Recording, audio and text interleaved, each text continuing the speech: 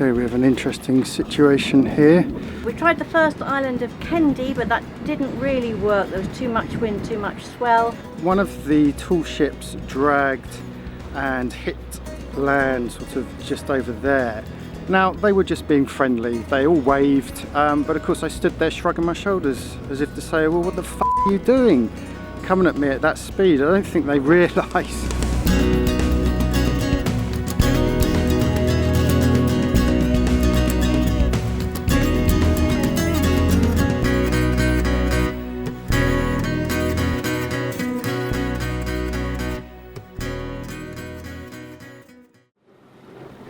So, goodbye Langkawi for a few weeks at least, and into the open ocean, flat calm, lovely sunrise, little bit of rain, that's about it at the moment. Just had a very interesting chat with a couple of friends on Facebook regarding AIS. Someone wanted to know why we haven't transmitted AIS. According to Vessel Tracker and Marine Traffic, I think it is, one says we're in Krabi and the other one says we're in Penang from, I guess, from last year. And the problem is that there are very few base stations in this area. I think the last one is on Koh Lanta North, the last one we passed, and that didn't pick us up. And in Langkawi we've not been picked up. Now we know our AIS is working, we can see targets 20 odd miles away, and these guys online have just checked and they can't see any other boats in Langkawi as well. So unfortunately we're not being picked up on the internet, but at least we know it is working for the immediate ships around us.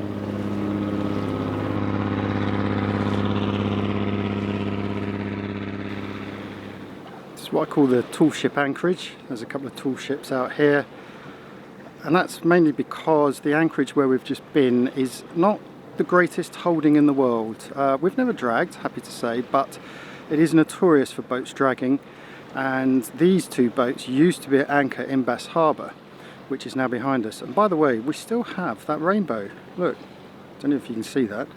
One of the tall ships dragged and hit land sort of just over there, and I think there's still the remains of that ship. It's still there, so they do have a tendency to drag, and you can imagine these big ships when they drag in bad weather, not a pleasant experience, I imagine. So that's why they've all moved out here, accompanied by a couple of other big boats.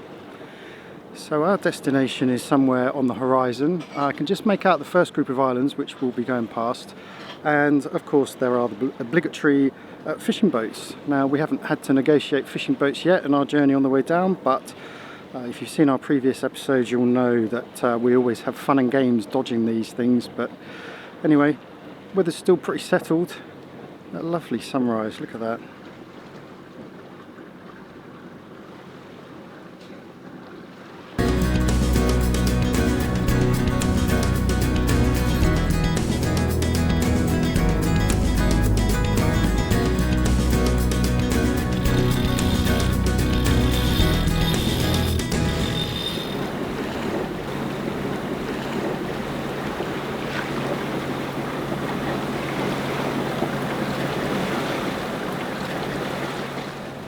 Maybe you can't see it from here, there's a boat passing in front of the one I wanted to show you, but you can see just behind him there's a boat pulling in his yellow fishing nets. I remember this from last time. It's an amazing sight to see these yellow nets. They're really bright, they really stand out, and quite cathartic to watch them do this. But of course we have to stay well clear of them because they can be a bit of a hazard.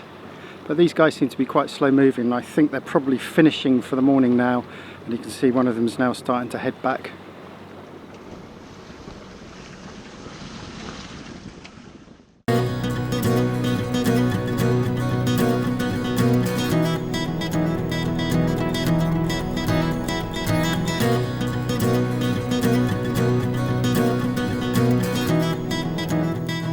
Well, here we are, kind of safely anchored in the east side of Penang, and it's a lovely little anchorage stroke island area, but of course we're still in the sort of transitional, and as you can see through there right now there's some big ass rain about to come through. Should be interesting to see how we fare. Of course the main thing is the state of the water. It's starting to pick up a little, and the wind is blowing pretty much straight on the nose now. Well, obviously because we're at anchor, but yeah, I'll be interested to see what kind of night's sleep we get. Of course, in an ideal world, what you tend to want to do is to weigh anchor and sail in this, but we're not so keen now on sailing during the night down the Malacca Straits. It's the journey today, there was so much stuff in the water, plus of course all the usual fishing stakes and the fishing pots as well, so we don't really want to do that at night. So we should be secure, we should be fine, but it could be a little bit bumpy and a little bit rolly.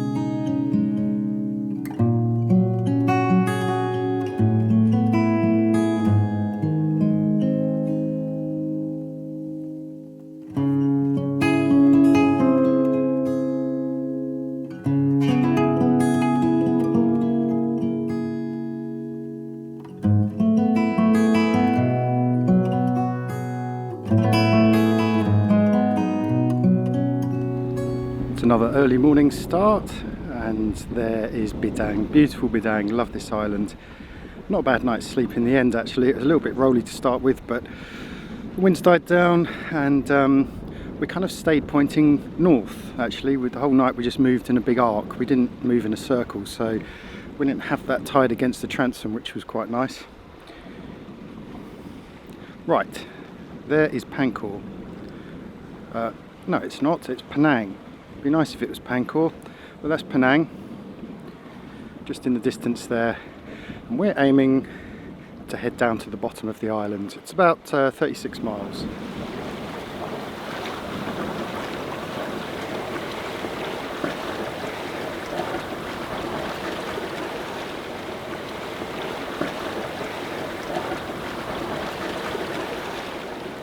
Well, as you can see, I've attempted to put the head sail out in some vain attempt to do some motor sailing, but with the tide against us, we're only doing 4.5 knots. It's a spring tide.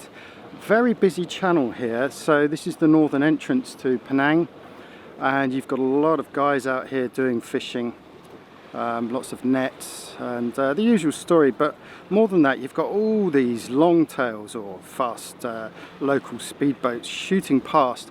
Just had a bit of a scare. One of them was coming towards us and took a detour to come straight at ESPER's beam, and of course I started shitting myself because I'm thinking, what on earth does this guy want? And he's coming at us at great speed, and at the last minute as he was coming along here, he literally put the handbrake on and turned it. Now they were just being friendly, they all waved, but of course I stood there shrugging my shoulders as if to say, well, what the f*** are you doing coming at me at that speed? I don't think they realise that we don't have the same manoeuvrability as these fast speedboats. So anyway, that's just an example of locals being friendly, but could quite easily be misinterpreted as being aggressive. I don't think they were genuinely curious.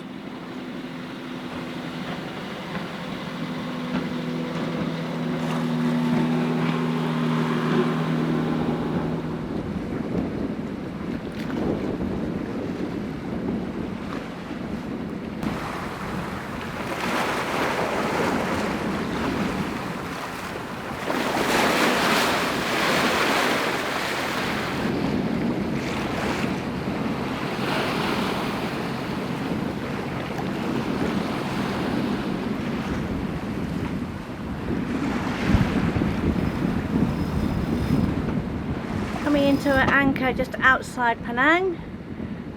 We tried the first island of Kendi, but that didn't really work. There was too much wind, too much swell.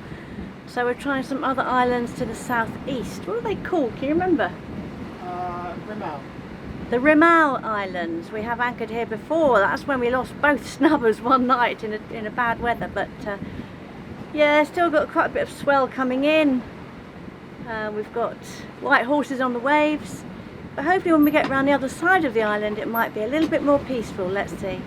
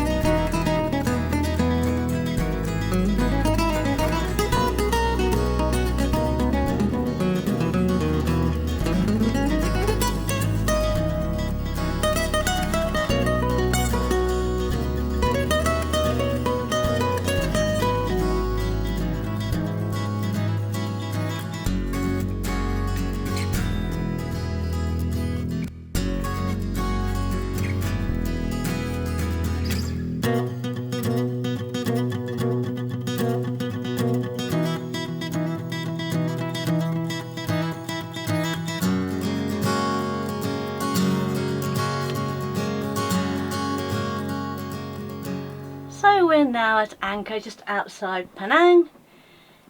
We tried the first anchorage, not so good, but this one's lovely and flat.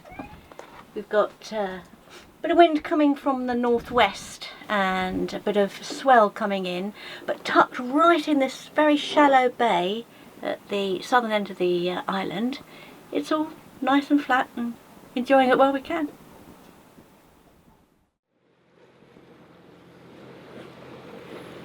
Well, it's 3:30 in the morning and we are off now for the final jump before Pankor. And this is the longest stretch. I think this is about 65 miles, so that is why we've left early. I don't suppose you can see this. Look at the moon! It's a full moon, and well, you can't really see it now, but for 3 o'clock in the morning it's pretty light out here, which is just as well because there was a cardinal marker back there that was unlit. Was it cardinal? Anyway, I remember that from last time. Fortunately the radar picked it up, so we got the radar on, but at the moment flat calm seas, absolutely flat, and there's no real weather forecast, although on the weather radar I can see there's quite a bit of weather building up in the north. Aside from that, out in the distance there, again, you can't really see much, can you? There is the familiar sight of those big lumbering ships coming away from the Malacca Strait and heading north. Bit of cloud cover over there, do you see that? You see that detail there? What you can see, of course, is the distant twinkling lights of Penang. So we say goodbye to Penang this time. Didn't stop off and have a look, but we're going to, on the way back up, because we love Penang and we need to get our visa. So, right, back to sea, and a cup of coffee is in order. I just got Liz up to help me with the chain, but I'm sending her back to bed so she can get a decent night's sleep. And in the meantime, I'm just going to kick back and enjoy this rather glorious moon-filled seascape. which you can't see.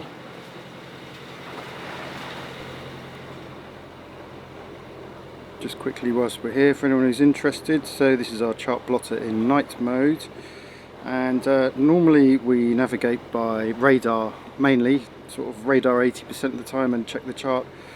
But of course the advantage is that we can actually overlay the radar onto the chart. So this is a split screen of the chart currently, and you can see I've been spotting this little target here before I saw the AIS, but it was appearing on the radar. Now his AIS target has popped up, and I'm trying to do this with one hand, sorry. So I move the cursor over, and his call sign pops up, and then I can just grab the information there. There's a fishing vessel doing 1.6 knots. So that's the chart. And the other great thing is that if I switch into radar mode and see the radar, you can see again, there he is, he appears, his AIS target appears on the radar, which is a nice little touch.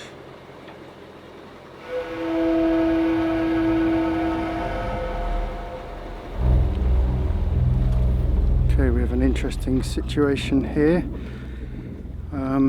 The radar, our boat's radar, picked up a big cloud ahead, and wasn't sure which way it was moving, and straight on the nose you could see a lot of lightning, big forks hitting the sea.